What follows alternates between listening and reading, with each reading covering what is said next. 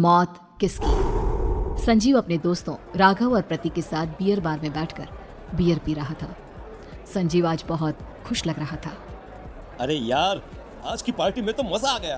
तुम दोनों दोस्तों के साथ तो मेरी जिंदगी इतनी अच्छी है कि क्या बताऊं कितनी अच्छी है। अरे भाई, अब दोस्ती की है तो जीना मरना सब साथ में। हाँ अरे अरे यार सुनो, जल्दी से एक बियर और ऑर्डर करते हैं ना, एक आखिरी, और उसके बाद ये जश्न यहीं खत्म हो जाएगा। अरे हाँ हाँ, क्यों नहीं। वेटर, जल्दी से 2 बियर की बोतल लेकर आओ। आज मेरे दोस्तों को जश्न मनाना है, क्यों? इतने में वहां पर एक बहुत सुंदर लड़की छोटे छोटे कपड़े पहनकर हाथ में बियर की बोतल लेकर उसके पास आती है। ये लीजिए, आपने बियर ऑर्डर की थी ना, मैं लेकर आ गई। क्या बात है यार, इस बार की वेटर तो बड़ी सुंदर है। अब बियर लेकर आई हो तो अपने हाथों से ही पिला दो ना। हाँ हाँ, क्यों नहीं, जैसा आप बोलोगे मैं वैसा ही करूँगी। क्या बात है यार, अब तो लगता है रोज यहीं आना पड़ेगा। उसके बाद वो लड़की उन तीनों को बियर सर्व कर देती है। पार्टी करने के बाद वो तीनों अपने अपने घर जाते हैं। प्रतीक, संजीव और राघव को उनके घर छोड़कर जैसे ही अकेला अपनी कार में आकर बैठता है तो अचानक उसे एहसास होता है जैसे उसकी कार की पीछे वाली सीट पर कोई बैठा हुआ है। वो तुरंत पीछे मुड़कर देखता है। तुम यहाँ क्या कर रही हो? और तुम मेरी कार में कब आई? अरे तुम तो बार में वेटर थी ना। बस ऐसे ही मेरा दिल कर रहा था आपके साथ आपके घर चलने का, इसलिए मैं आपके साथ चली आई। अरे लेकिन तुम मेरी कार में आई कब? अभी कुछ देर पहले तो यहाँ पर मेरे दोस्त बैठे हुए थे। प्रतीक के इतना बोलते ही उस लड़के का चेहरा खतरनाक तरीके से बदल जाता है। उसकी आंखें पत्थर की तरह सफेद और पूरे शरीर पर नीली नीली नसें उभर आती है। गाड़ी चलाओ, पूरी स्पीड में चलाओ, और अगर तुमने गाड़ी रोकने की कोशिश भी की तो मुझसे बुरा कोई नहीं होगा। डर की वजह से प्रतीक के पसीने छूटने लगते हैं। उसका शरीर बुरी तरह से कांप रहा था। प्रतीक बिना कुछ सोचे समझे कार को फुल स्पीड से चलाना शुरू करता है। चलते चलते वो शहर से दूर एक पहाड़ी पर पहुंच जाता है और सामने अब सिर्फ पहाड़ी का किनारा दिख रहा है, जिसे देख प्रतीक घबराकर अचानक से कार को ब्रेक लगाता है। देखो देखो देखो देखो, मुझे छोड़ दो मुझे। अगर मैंने गाड़ी जरा सी भी आगे बढ़ाई तो हम दोनों नीचे गिरकर मर जाएंगे। ये तो तुम्हें पहले सोचना चाहिए था ना। अब कुछ नहीं हो सकता।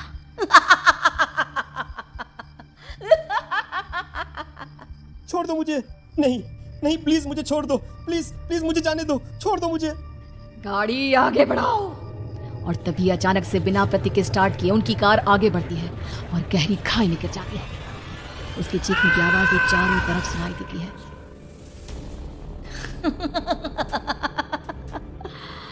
तुझे मारकर मेरे कलेजे में जल रही आग को थोड़ी शांति तो मिल गई, लेकिन अभी ये कहानी खत्म नहीं हुई। और फिर अगले दिन राघव और संजीव को पता चलता है कि प्रतीक की पहाड़ी से नीचे गिरकर मौत हो गई। अरे कल रात की तो बात है यार, हम सब बैठकर पार्टी कर रहे थे, लेकिन मेरी एक बात समझ में नहीं आ रही। राघव शहर से इतना बाहर उस पहाड़ी पर इतनी रात को क्या करने गया था? अरे यार, वही सोचकर तो मैं भी परेशान हूँ। हम दोनों को छोड़ने के बाद तो वो सीधा अपने घर जाने वाला था, और वो आत्महत्या क्यों करेगा भाई?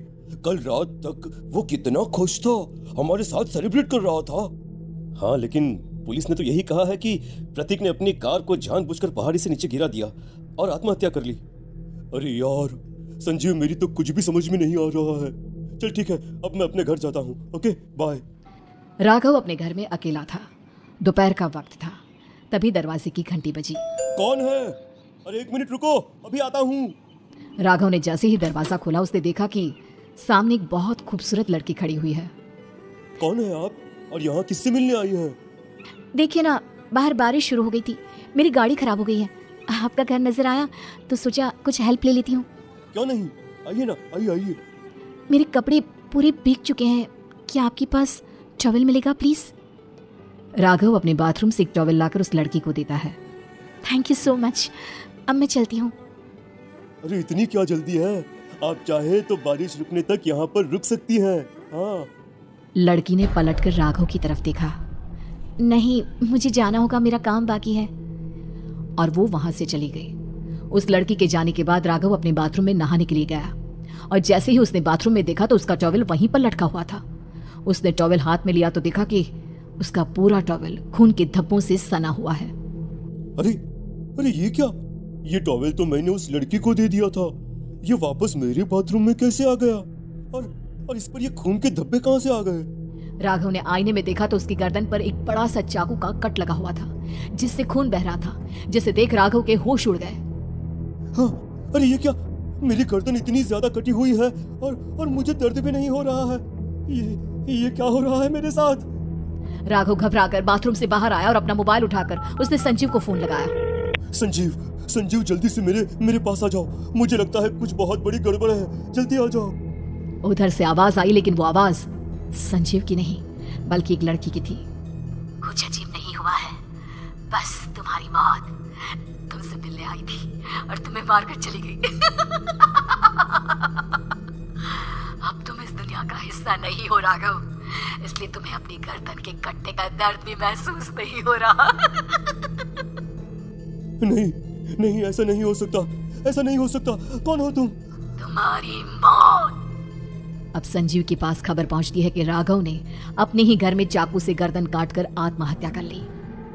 ये सुनने के बाद संजीव के होश उड़ गए। वो पसीने से तरबतर हो गया और एक अनजाना डर अब उसके दिल को सताने लगा।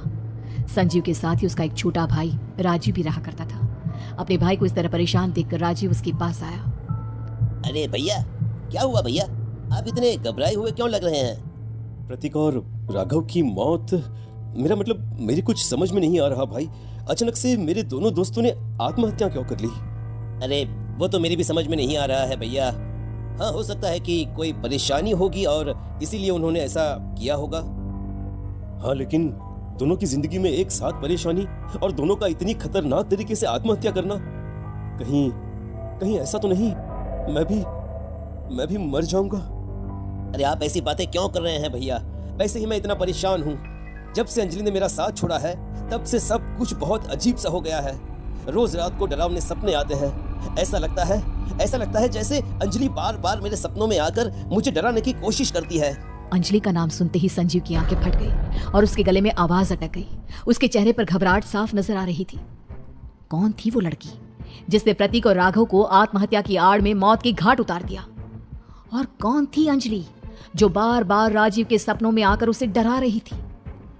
अंजलि का नाम सुनकर संजीव इतना घबरा क्यों गया? इन सवालों के जवाब जानने के लिए देखिए इस खतरनाक कहानी का अगला भाग।